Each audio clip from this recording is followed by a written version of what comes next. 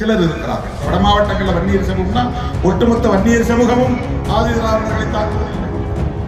அரசியல் ஆதாயத்திற்காக அந்த சாதிய உணர்வை நமக்கு ஆதாயத்திற்கு பயன்படுத்துகிற பாமகவை நாங்கள் விமர்சிக்கிறோம். அதனால்தான் அது இடம்பெறுகிற கட்சி கூட்டணியை நாங்கள் இடம்பெற மாட்டோம் என்று சொல்லுவோம். பாமகவை எதிர்ப்பதால் வன்னியர்களை எதிர்ப்பதாக பொருளாகாது. பாமகவை விமர்சிப்பதால் ஒட்டுமொத்த வன்னியர்களையும் நாங்கள் விமர்சிப்பதாக பொருளாகாது. வன்னியர் சமூகத்திற்கு பாடுபடவும் விடுதலை சிறுத்தைகள் களத்தில் இருக்கிறோம், கைகோர்த்து நிற்கிறோம்.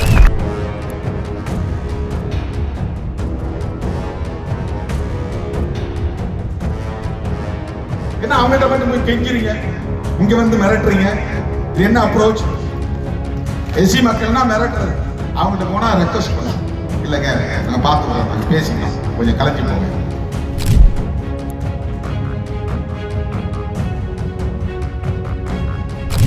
முத்திரைய சமூகத்தை சார்ந்த இளைஞரும் குடிச்சுத்தானே டூ வீலர்ல போய் தகராறு எழுதுறான். குடிச்சிருந்தாலும் போதையில் இருந்தாலும் சாதி புத்தி மாறலையே. இதுதான் ஆதிராவிடர் தெருவு உள்ள போய் அங்க போய் தகராறு பண்ணான். குடிக்கிறதுக்கு அந்த தெருவழியா தான் போறான், குடிச்சிட்டு வரும்போது அந்த தெருவழியா தான் போறான். இது உண்மையா இல்லையா? 7 பேரை வெட்டி சாட்சிக்கிறாங்க. அந்த நேரத்தில் கூட ஆட்சி தலைவர் உடனே அந்த இடத்துக்கு போகல. இதுதான் வடகாட்டிலும் நடந்திருக்கிறது.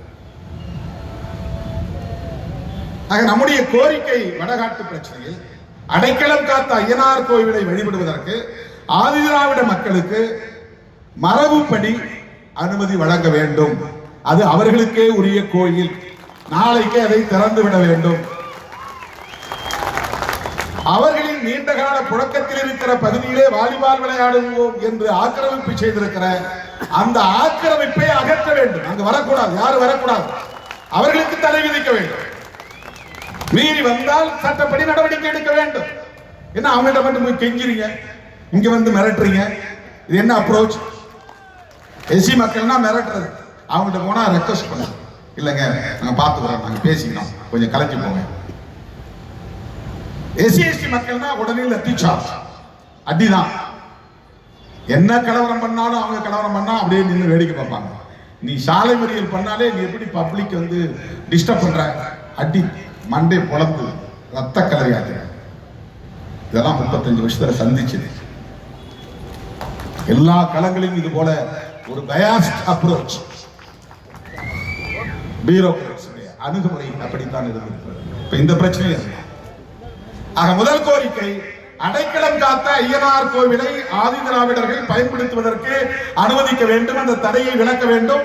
அந்த பகுதியில் அந்த புழக்கத்தில் உள்ள இடத்தில் பிறர் செய்கிற ஆக்கிரமிப்பை தடுக்க வேண்டும்.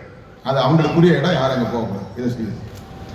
இரண்டாவது, இந்த பிரச்சனைகளுக்கெல்லாம் காரணம் என்று காவல்துறையே ஒப்புதல் வாக்குமூலம் தந்திருக்கிற டாஸ்மாக் கடையை அங்கிருந்து முற்றாக அப்புறப்படுத்த வேண்டும். நாங்க இதுதானே சொல்றோம், அதுதானே மது மற்றும் போதை ஒழிப்பு மாநாட்டை நடத்தணும். இந்த தமிழ்நாடு முழுக்க இருக்கிற மதுக்கடைகளை மூடுங்கள்.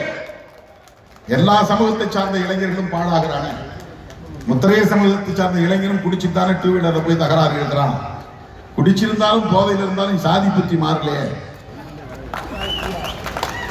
இதுதான் ஆதிதிராவிடர் தெருவு உள்ள போய் அங்க போய் தகராறு பண்றான். குடிக்கிறதுக்கு அந்த தெருவழியா தான் போறான், குடிச்சிட்டு வரும்போது அந்த தெருவழியா தான் போறான். இது உண்மையா இல்லையா? இப்ப மறுபடியும் அது பிரச்சனைக்கு இடம் தருமா தராதா?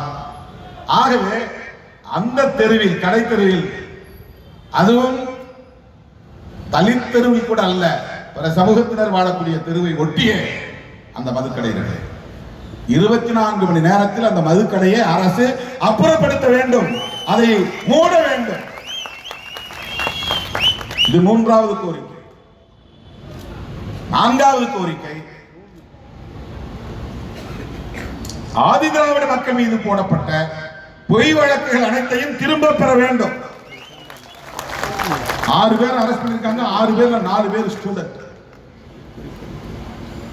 காலேஜ் இன்ஜினியரிங் முடிச்சிருக்கிறான், காலேஜ் படிச்சிட்டு இருக்கிற பையங்க. சரி, வன்முறையில் ஈடுபட்டா கைது செய்ய மாட்டாங்களா? கைது பண்ணுவாங்க. ஆனா அவங்க வன்முறையில் ஈடுபட்டார்களா? தேடி போய் அவர்கள் தெருவுக்குள்ளே புகுந்து வன்முறையில் ஈடுபட்டார்களா? தெருவுக்குள்ள வந்து தாக்குதல் நடத்துகிற போது 4-5 பேரை பிடித்து போலீசில் ஒப்படைத்திருக்கிறார்கள். பிடிச்ச போது ஒருத்தர் 2 பேர் அடிச்சிருக்கலாம். ரத்த காயம் இருக்கிறதா, கொடுங்காயம் இருக்கிறதா, கொலை முயற்சி நடந்ததா, கொலை செய்யும் நோக்கத்தோடு தாக்குதல் நடத்தினார்களா? அது ஒரு டிஃபென்சிவ் அப்ரோச். என் தெருவுக்குள்ள வந்துட்ட, நீ வெளியே போலீஸ் வரதால உன்னை பிடிச்சி வச்சிருக்கிற, அப்ப 2 பேர் 3 பேர் அடிச்சு. ஆனால் காவல்துறை அதையும் சமமாக பார்க்கிற, நீயும் வன்முறையில் ஈடுபட்டாய், தாக்கினாய்.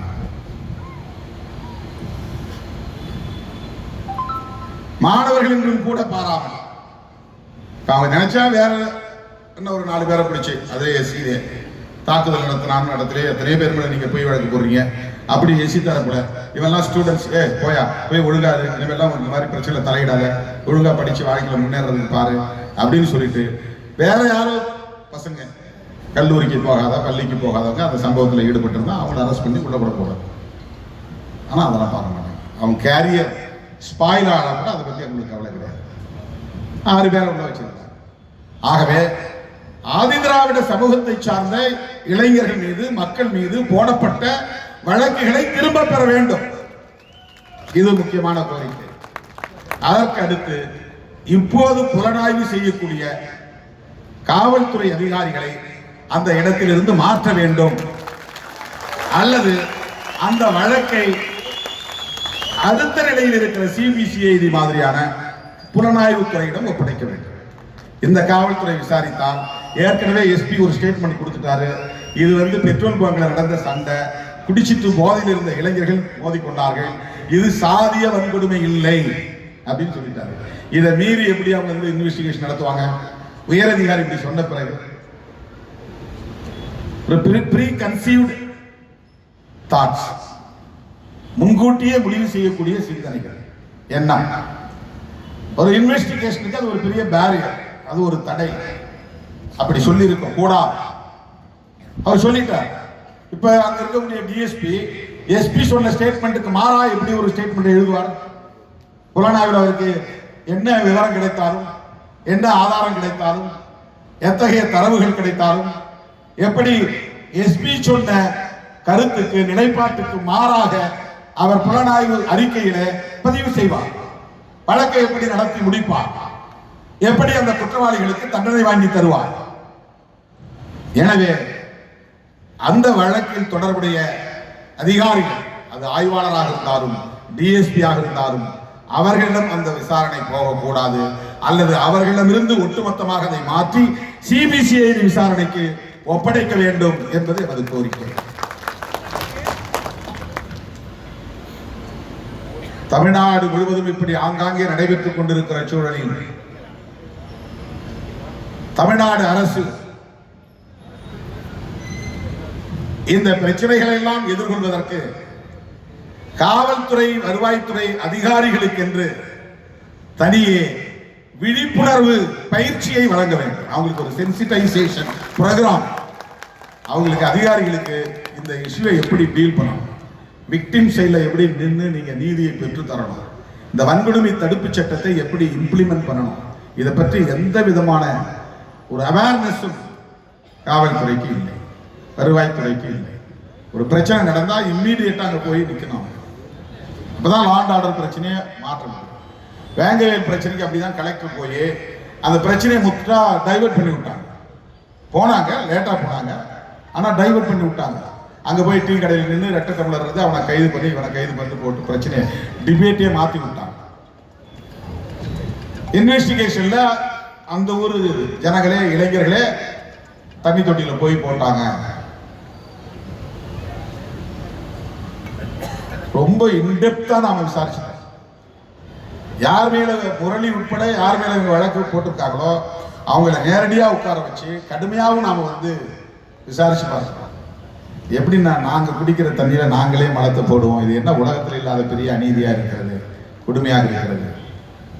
இப்ப ஒரு ஏற்கனவே ஒரு முடிவு, ஒரு ஸ்டாண்ட் எடுத்துட்டா அந்த முடிவை அப்படியே எஸ்டாபிளிஷ் பண்ணணுங்கிறதுல பியூரோக்ராட்ஸ் ரொம்ப தெளிவா இருப்பாங்க. அதுக்கு தகுந்த மாதிரிதான் தரவுகளை திரட்டுவாங்க, அதுக்கு தகுந்த மாதிரிதான் ஆவணங்களை தயாரிப்பாங்க. முன்கூட்டியே முடிவு பண்ணிட்டாங்க. இது அதிமுகவை சார்ந்தவரோ, அதுல பிரச்சனைக்குரியவர் யார் மேல புகார் சொன்னாங்களோ அவர் திமுக கூட கிடையாது, அதிமுக. ஊராட்சி மன்ற தேர்தல் நடந்த பிரச்சனை, 2 பேருக்கு இடையில ஆதி திராவிடர்கள் 2 தரப்புக்கும் 2 குரூப்பா இருந்து வேலை செய்யறாங்க. ஒருத்தர் ஆதரிக்கிறாங்க, ஒருத்தர் எதிர்க்கிறாங்க. அதுல டேங்க் ஆபரேட்டரை நியமனம் பண்றதுல பிரச்சனை. இதன் அடிப்படையில் தான் அது நடக்குது.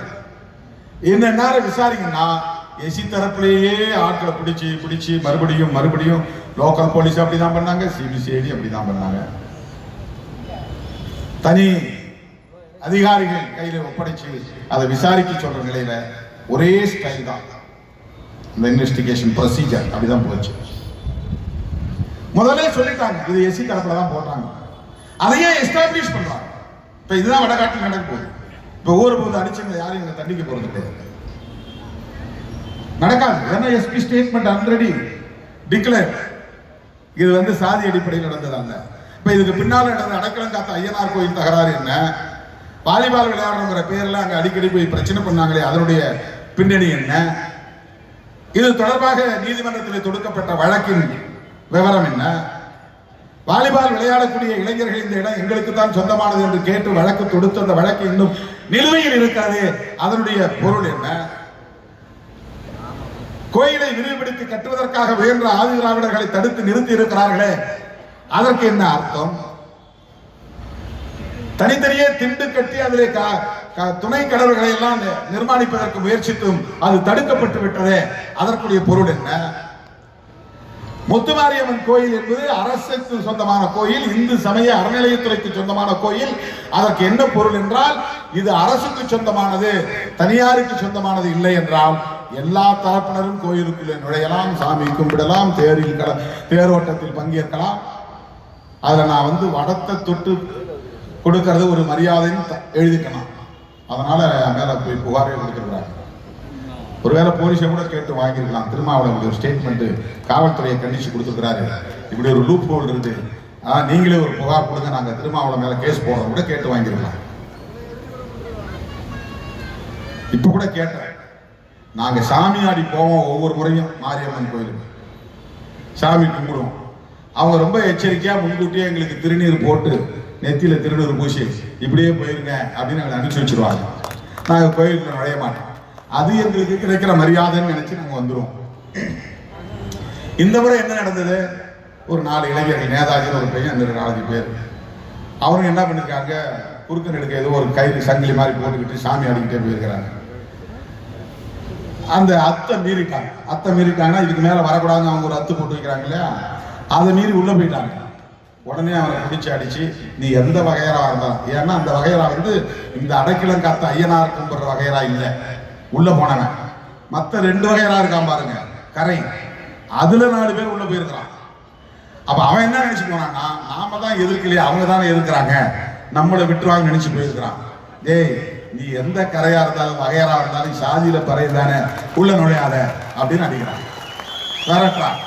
அது அவனுக்கு அப்பதான் புரிஞ்சிருக்கு, ஓ நம்ம ஊருக்குள்ளதான் 2ஆ இருக்கிறோம், அவனை பொறுத்தவரை நம்மளை ஒன்னாதான் பாக்குறான், ஒரே ஆளாதான் பாக்குறான் அப்படின்ட்டு வாய மூடிட்டு வந்துட்டான். வெளியில வந்த பிறகுதான் 300 பேர் உள்ள பூந்து அடிக்கிறாங்க.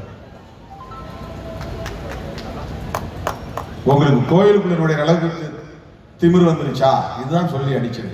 அடிச்சவன் வேணா குடிச்சிருக்கலாம், அடிச்சவன் வேணா டாஸ்மாக் போயிட்டு வந்திருக்கலாம். ஆனா அடிச்சவன் எங்கெல்ல 3 பேர், நாங்க 4 பேர் போனோம், அதுல ஒரு ஆளை பிடிச்சி வச்சுக்கிட்டாங்க காணோம், அல்லது 3 ஆளை பிடிச்சி வச்சுக்கிட்டாங்க காணோம், நான் ஒரு ஆள் தப்பிச்சு வந்துட்டேன் அப்படின்னு சொல்லும் போது அவன் என்ன சொல்லி அழைச்சான், எஸ்சி பசங்க நம்ம அவளை பிடிச்சி வச்சுக்கிட்டாங்க, அதுக்கு தானே 300 பேர் திரண்டு வந்தாங்க. அப்ப இது சாதி அடிப்படையில் நடந்ததா இல்லையா, இது சாதிய வன்கொடுமையா இல்லையா? எனவே காவல்துறை அதிகாரிகள் இந்த வன்கொடுமை தடுப்பு சட்டத்தை முறையாக நடைமுறைப்படுத்துவதற்கும் பாதிக்கப்பட்ட மக்களின் பக்கம் நின்று புலனாய்வு விசாரணையை முறையாக நடத்துவதற்கும் அவர்களுக்கு ஒரு விழிப்புணர்வு பயிற்சி என்பது தேவைப்படுகிறது, சென்சிடைசேஷன் புரோகிராம் என்பது தேவைப்படுகிறது. மாண்புமிகு முதல்வருக்கு இதை நாங்கள் ஒரு வேண்டுகோளாக இந்த மாபெரும் ஆர்ப்பாட்டத்தின் ஊடாக நாங்கள் வைக்க விரும்புகிறோம். அங்க இருக்கக்கூடிய 6000 வாக்காளர்களும் தலித்துகளுக்கு எதிரி அல்ல, அங்க இருக்கக்கூடிய 2000 குடும்பத்தை சார்ந்த முத்திரையர்களும் தலித்துகளை எதிர்க்கக்கூடியவர்கள் அல்ல. 4 பேர் 5 பேர் சாதி அடிப்படையில் இயங்கக்கூடியவர்கள், ஏதாவது ஒரு சாதி சங்கத்தில் இருப்பான், இல்லைன்னா ஏதாவது ஒரு கட்சியில் இருப்பான். இவர்கள் பண்ணுகிற பிரச்சனை தான் நாங்க ஒட்டுமொத்த முத்தரையர் சமூகமே தலித்துகளுக்கு எதிரி என்று சொல்லுவதற்காக வரவில்லை. ஆனால் பெரும்பான்மையை பயன்படுத்தி தலித்துகளை ஆதி திராவிடர்களை அடக்கி ஒடுக்க வேண்டும் என்று முனைகிற முயற்சிக்கிற ஈடுபடுகிற வன்முறையை தூண்டுகிற வன்முறையில் ஈடுபடுகிற அந்த குறிப்பிட்ட சிலர் யார்? அவர்களை மட்டும் அடையாளம் கண்டு அவர்கள் மீது உரிய நடவடிக்கையை சட்டப்பூர்வமான நடவடிக்கையை எடுங்கள். சமூக நல்லிணக்கம் தான் சிறுத்தைகளின் வேட்கை. சாதி அடிப்படையில் மோதிக்கொள்ளக் கூடாது. சமூக நல்லிணக்கமே தேவை. இந்த சமூகத்தில் இருக்கிற எத்தனையோ தோழர்கள் விடுதலை சிறுத்தைகள் கட்சியிலே இருக்கிறார்கள். சில சமூக இயக்க தலைவர்கள் நம்மோடு நட்பில் தான் இருக்கிறார்கள், நண்பர்களாகத்தான் இருக்கிறார்கள். சில அரசியல் புரிதல் உள்ளவர்கள் இவ்வளவு காலம் இந்த பகுதியிலே இப்படி எல்லாம் எதுவும் நடந்ததில்லை, இனி நடக்கவும் கூடாது, நீங்கள் எல்லாம் சமூக நல்லிணக்கத்திற்கு துணையாய் இருங்கள் என்று தொலைபேசியிலே பேசுகிறார்கள். விடுதலை சிறுத்தைகளை பொறுத்தவரையில் ஒட்டுமொத்த சமூகமே தலித்துகளுக்கு எதிராக இருக்கிறது என்று நாங்கள் சொல்லவில்லை. எந்த சமூகமாக இருந்தால் அதில் வன்முறையில் ஈடுபடக்கூடியவர்கள், அரசியல் ஆதாயத்திற்காக செயல்படக்கூடியவர்கள் சிலர் இருக்கிறார்கள். வட மாவட்டங்களில் வன்னியர் சமூகம்னா ஒட்டுமொத்த வன்னியர் சமூகமும் ஆதி திராவிடர்களை தாக்குவதில்லை. அரசியல் ஆதாயத்திற்காக அந்த சாதிய உணர்வை தமக்கு ஆதாயத்திற்கு பயன்படுத்துகிற பாமகவை நாங்கள் விமர்சிக்கிறோம். அதனால்தான் அது இடம்பெறுகிற கட்சி கூட்டணியை நாங்கள் இடம்பெற மாட்டோம் என்று சொல்லுகிறோம். பாமகவை எதிர்ப்பதால் வன்னியர்களை எதிர்ப்பதாக பொருளாக, பாமகவை விமர்சிப்பதால் ஒட்டுமொத்த வன்னியர்களையும் நாங்கள் விமர்சிப்பதாக பொருளாக. வன்னியர் சமூகத்திற்கு பாடுபடவும் விடுதலை சிறுத்தைகள் களத்தில் இருக்கிறோம், கைகோர்த்து இருக்கிறோம். முத்தரையர் சமூகத்தின் ஜனநாயக உரிமைகளுக்காக விடுதலை சிறுத்தைகளும் குரல் கொடுக்கும், போராடும். ஓபிசியில தானே வராங்க. ஓபிசியுடைய கோரிக்கைகளுக்காக எத்தனை இடங்களிலே விடுதலை சிறுத்தைகள் போராடி இருக்கு.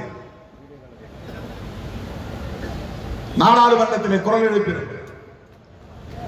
கல்வி வேலை வாய்ப்பிலே இடஒதுக்கீடு பெறுவதற்கு ஒரு வருமான வரம்பு இருந்தது.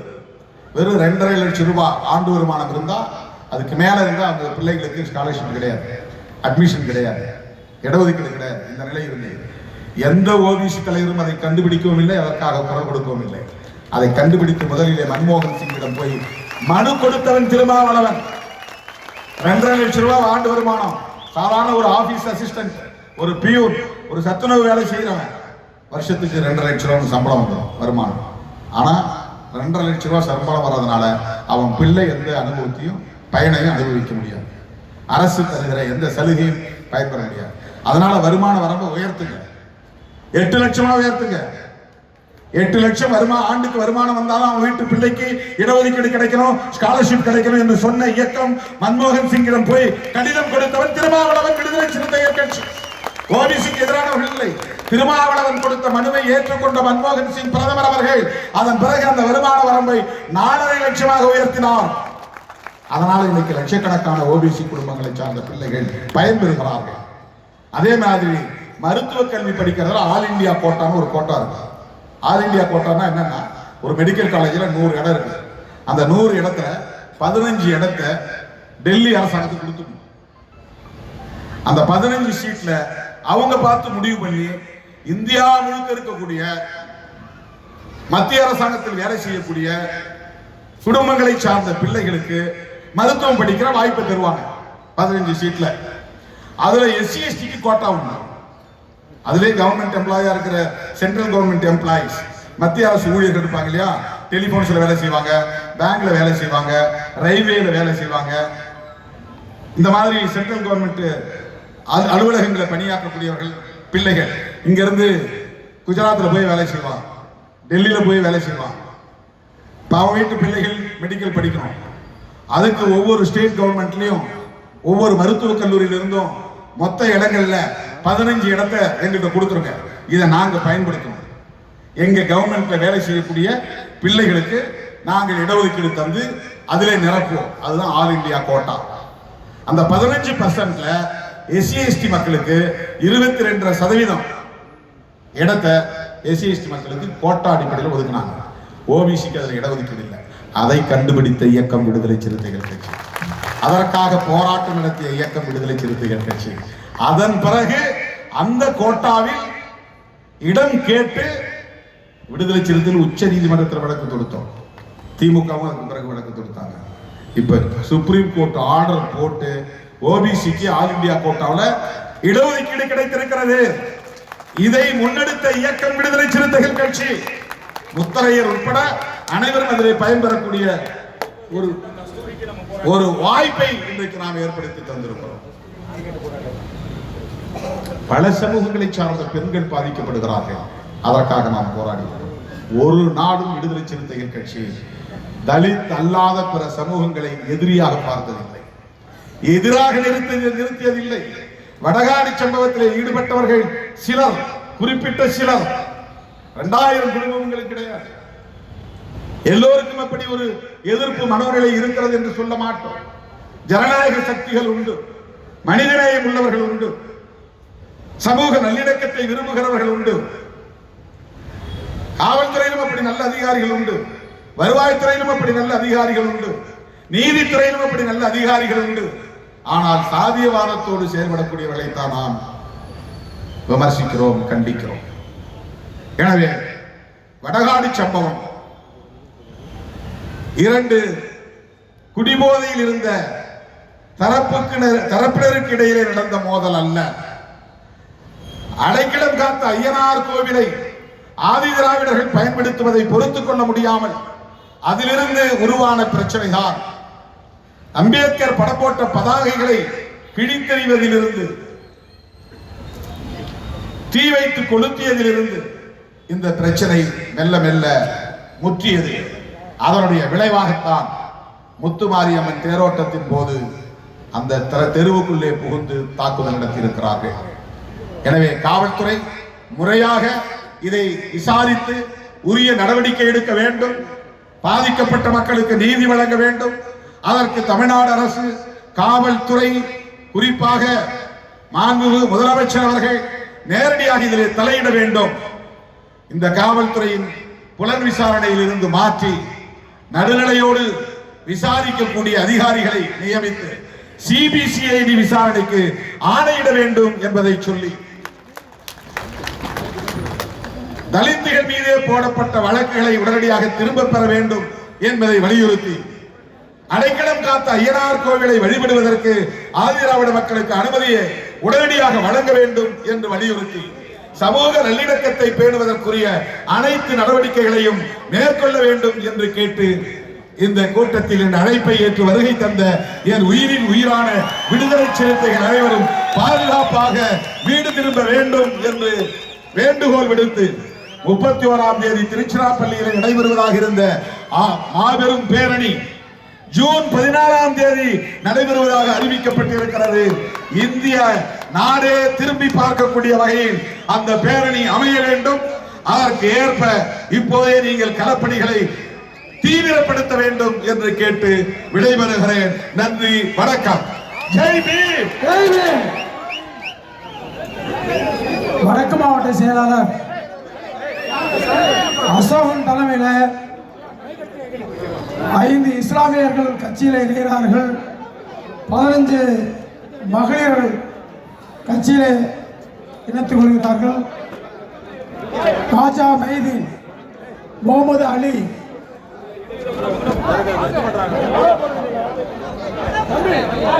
சபீர்தீன், முகமது நிஜாஸ், அகத்தியன், சர்தார் ஆகியோர் தன்னை இணைத்துக் கொள்கிறார்கள். அதுபோல கந்தரவக்கோட்டை பகுதியைச் சேர்ந்த 15 பெண்கள், வீராசாமி, ராஜேந்திரன், குணவதி, லட்சுமி, மீனா, நந்தினி, கலைச்செல்வி, மாரியம்மாள், சுமதி, சின்னப்பட்டு, சர்தார் இப்பொழுது எழுச்சிதமான தலைமையிலே தன்னை இணைத்துக் கொள்கிறார். சர்தார்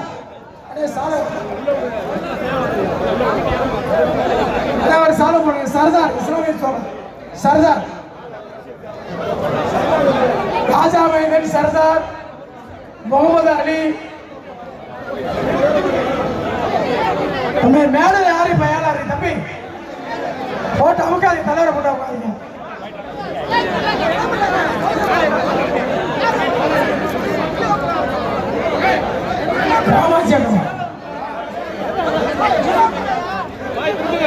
காமாட்சி தமிழக மக்கள் ஜனநாயக கட்சியிலிருந்து மாவட்ட செயலாளர் தலைவர்களுக்கு சிறப்பு செய்தார்கள்.